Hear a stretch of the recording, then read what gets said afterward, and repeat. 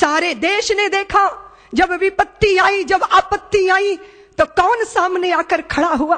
पाकिस्तान के कबायलियों ने जब कश्मीर के ऊपर आक्रमण किया, हिंदुस्तान की, भारत की सेना असहाय, ना राशन है, ना गोला, ना बारूद। तब राष्ट्रीय स्वयंसेवक संघ के प्रचारकों ने राशन पहुंचाना शुरू किया, गोला बारूद पहुंचाना शुरू किया, और उनकी वो उत्कट राष्ट्रभक्ति के कारण हम कश्मीर को बचा के रख सके।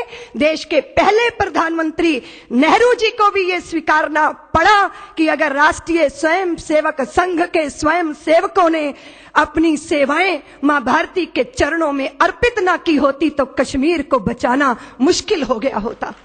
जब कभी विपत्ति आई, जब कभी आपदा आई, प्रचारक सामने दिखा। फिर दुनिया ने यह भी देखा, केरल के अंदर एक ऐसी रेल दुर्घटना हुई, स्वयं सेवकों ने गाड़ियों में से निकालना शुरू किया आहतों को, तो उसमें केरल का एक चर्च का पादरी जो बुरी तरह क्षतिग्रस्त उस रेल के डिब्बे में फंसा था, उसको निकाला, उसको गंतव्य तक पहुंचाया।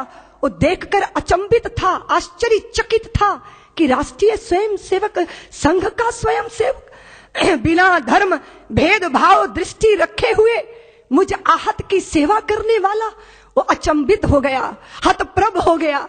बिना भेदभाव और बिना अपने और पराये को देखे अहिर्निश बहते रहना, सेवा के लिए अपने आप को आहूत करना। लेकिन कितना बड़ा दमन चक्र आजादी के पहले और आज तक राष्ट्रीय स्वयंसेवक संघ का चलता रहा।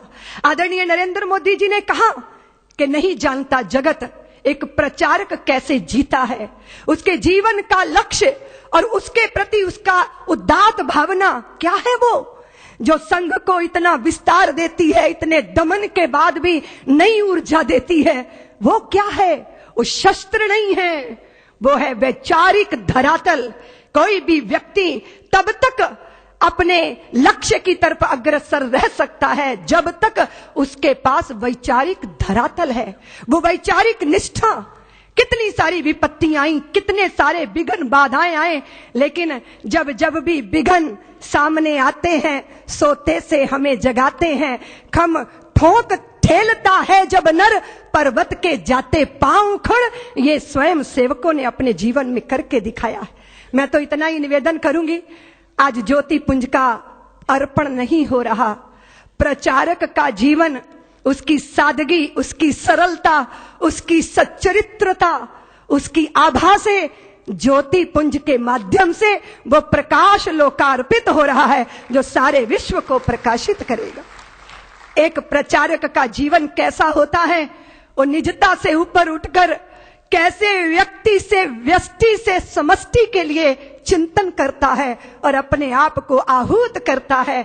चुपचाप दीपक की तरह जलता है, पारिजात के पुष्प की तरह चुपचाप झर जाता है और अपनी सुगंध से मां भारती की धरती को सुगंधित कर जाता है। यह ज्योति पुंज का लोकार्पण, मैं लोकार्पण ही नहीं देख रही, इसके साथ कुछ और भी देख रही हूं। एक कुशल संचालन व्यवस्था में वो जो संघ की शाखा में प्राप्त होता है, तो आज दिखाई दिया, गुजरात ने वो प्रयोग किया। और हम आज नरेंद्र भाई मोदी को राष्ट्रीय स्वयंसेवक संघ के प्रचारक के नाते मुख्यमंत्री के रूप में जब दुनिया ने देखा, तो हिंदुस्तान कहता है कि नरेंद्र भाई मॉडल मुख्यमंत्री हैं। देश के अंदर ये चर्चा हो रही है। लेकिन नरेंद्र भाई कैसे बन गए? ये 4, 5, 10, 15 सालों का चमत्कार है। नरेंद्र भाई के भीतर का वह प्रचारक जिसने अपने आप को नर्मदा की धारा में डाला और समय के थपेड़े परिस्थितियों की उस सारी विभिन्नताओं के बीच में अपने आप को प्रचारकों के माध्यम से उनकी दृष्टि से तराशा, तो वो नर्मदा की धार में पड़े हुए पत्थर की तरह आज नर्मदेश्वर महादेव की तरह अपने आप को स्थापित कर रहे हैं और सबको एक मार्गदर्शन दे रहे हैं। नरेंद्र भाई के भीतर मैं उस प्रचारक को आज राष्ट्र नायक बनते हुए लोकार्पित होते देख रही हूं। ये दृष्टि मैं इसलिए कहना चाहती हूं कि विकास के साथ साथ अपनी विचारधारा के साथ साथ जो गुजरात ने एक कीर्तिमान स्थापित किया है। और नरेंद्र भाई ने 5.5 करोड़ गुजरात वासियों का पुत्र बनकर जो उनके सुख दुख के साथ अपने आप को अर्पित किया है, सचमुच ये गौरव और गर्व का दृश्य है। हिंदुस्तान, भारत, भारतीयता तब स्थापित होगी जब राष्ट्रीय स्वयंसेवक संघ के बहुत सारे प्रचारक ज्योति पुंज की तरह अपने आप को आहूत करेंगे मां भारती के चरणों में, और हम देखेंगे कि देश वैभव के पद पर और अखंडता के पद पर विराजमान हो गया। देश की सीमाएं सुरक्षित हुई, हमारी अस्मिता, हमारा स्वाभिमान, हमारा भाईचारा, हमारी पहचान, सब कुछ अक्षुण्ण ये तभी होगा जब संघ के प्रचारक अपनी भूमिका को इस तरह, वो राष्ट्रीय व्यवस्थाओं का संचालन, कितनी सुंदर व्यवस्था सारी देश में आज चर्चा हो रही है। इसलिए मैं आज गुजरात के लोक नायक के इस कार्यक्रम में पुस्तक के लोकार्पण में नहीं आई हूं, मैं राष्ट्र नायक के रूप में नरेंद्र भाई मोदी को देखती हूं। और आने वाले समय में बहुत सारी चुनौतियां हैं जिनको हमें स्वीकार करना है। आप सबके बीच में ये जो क्षण थे बहुत ही अद्भुत, रोमांचित कर देने वाले क्षण थे। मैं हृदय में बहुत रोमांच अनुभव कर रही थी जब हमारे गायक बंधु भुजा उठा उठा के मनुष्य तू बड़ा महान है ये पंक्तियां गा रहे थे। एक बंधु ने गीत गाया, अपने आप को पुष्प बताया, मां भारती के चरणों में अर्पित हो जाना यही चाह होती है किसी भी राष्ट्र भक्त की। उसी धारा में बहते बहते आपके बीच में आई हूं। गुजरात की धरती से मुझे बहुत प्यार है। मैं बताना चाहती हूं कि कुंभ का समय था, प्रयागराज में मैंने मुंडन करवा लिया था। 1 महीने के लिए कल्पवास करूंगी निश्चय कर लिया था। माननीय अशोक जी आए, उन्होंने कहा कि गुरुदेव साध्वी ऋतंभरा को गुजरात भेजिए, ये कल्पवास करेंगे यहाँ, इनको गुजरात जाना चाहिए। उस समय चिन्मोहन भाई पटेल की यहाँ सरकार थी और राम जन्मभूमि का आंदोलन अपने शिखर पर था।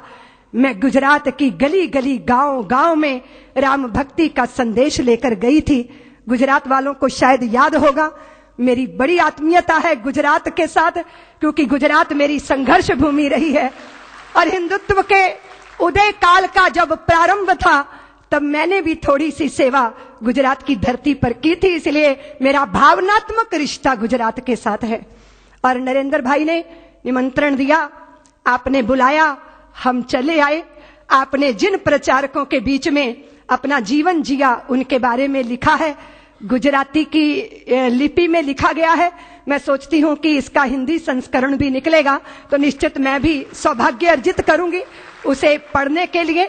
आप सबसे इतना ही निवेदन करना चाहती हूं कि समृद्धि और सफलता के साथ सारे देश के अंदर सद्भावना के वातावरण का निर्माण करने के लिए राष्ट्रीय स्वयंसेवक संघ के प्रचारक अपनी अग्रणी भूमिका निभाएंगे और ये दृश्य मां भारती देखेगी।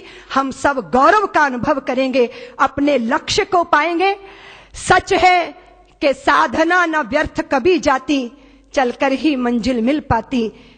फिर क्या बदली क्या घाम है, चलना ही अपना काम है। वाणी को विराम देती हूं। जय भारत, जय श्री राम।